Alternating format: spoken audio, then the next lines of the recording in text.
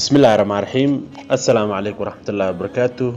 أصحابتي كسو دوادا مركلة برنامجيديني caafimaadka imtixaanaha waxaan rabaa maanta inaan ka jawaabo su'aal asxaabta in badan ay soo weydiiyeen taas oo ah maxaa sababa naqaska ama caburka qofba sidoo u yaqaano maxaa sababa arrinkan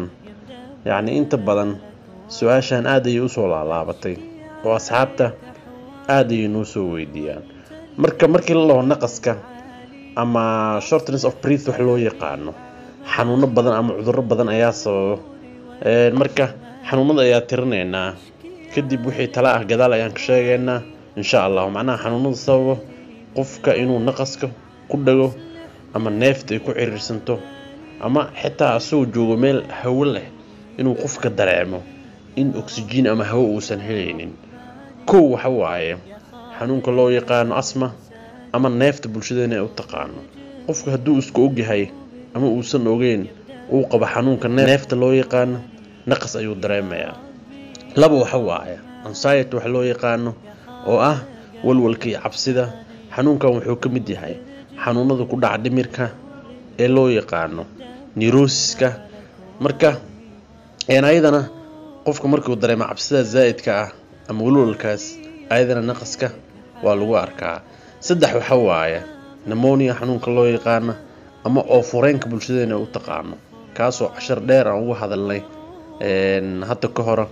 marka ayadana waxay ka mid tahay xanuunada ama cudurrada keeno qofku inuu naqaska ku dhago ama neefta ama oxygenka uu waayo waxa waaye choking wax loo yaqaan oo ah sixashada marka haddii uu qofka cunto ama wax la mid ah oo ku sixdo misna ay galaan habdhiska neef mareenka waxa dhacayo in hawada meeshii soo maraysa ay xirmato oo blockage ku sameysmo saas darteedna qofka oxygen ama hawo oo sidaas ku waayo waxaa sababa allergic reactions wax loo yaqaan oo ah xanuunkan bulshadeena ay dhahaan allergiga ayadana wuu sababaa oo waxa dhacdo bronchioliska ama hawo mareenadii inay constricted noqdaan oo ay xirmaan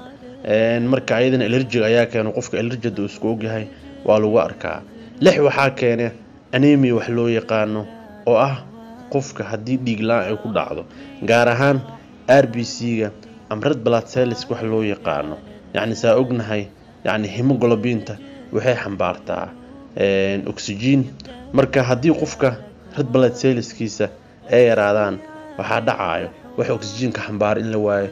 oo jirka gaarsiiyo sidaas darteed qofku wuxuu dareemayaa naqas ayuu dareemayaa waxaa sababa heart failure wax loo yaqaano oo ah in wadnihii uu ku guuldareysto dhiigga uu bamgareynayay oo jirka gaarsiinayay maadaama oxygenka sanbabaha ay noo soo gudbiyaan markii wadnaha la geeyo oxygenkaas lagu baahiyo jirka intiisa kale marka waxaa dhacayo haddii wadnihii uu shaqadiisa ku guuldareysto ama dhibaato ay soo gaarto in jirka intiisa kale oxygen la gaarsiin waayo qofkan sidaas uu ku dareemo cabur waxa waaye waxyaabaha sababa naqaska hypotension wax loo yaqaano oo ah blood pressure-ka ama cadaadiska dhiigga inuu hoos u dhaco ayadana waxay keentaa qofka inuu dareemo neefta inay ku xirmayso oo oxygenka uu waynayo qodobka ugu dambeeya ee 9aad waxaa sababa neefta qofka inay ku xirmato wax loo yaqaano pulmonary embolism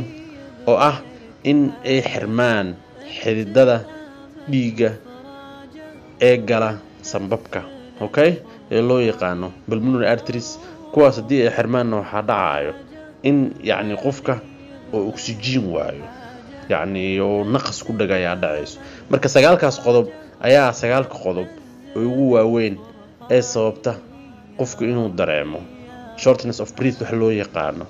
oo ah naqaska qofka inuu ku xirmo marka qofka asaga dhakhtar ma ahan oo ma ogaan kara naqaskan waxa ku xiray laakiin qofka haddii uu isku arko naqaska inuu ku xirmaayo waxaa habboon si degdeg ah dhakhtar inuu la xiriiro si loola tacaalo loona ogaado naqaskiisa ama naqaskan ku dhayo qofka 9kan meel aan soo sheegno ay xanuun midka uu ka yimid si uu ogaado kadibna daawada ku habboon loo siiyo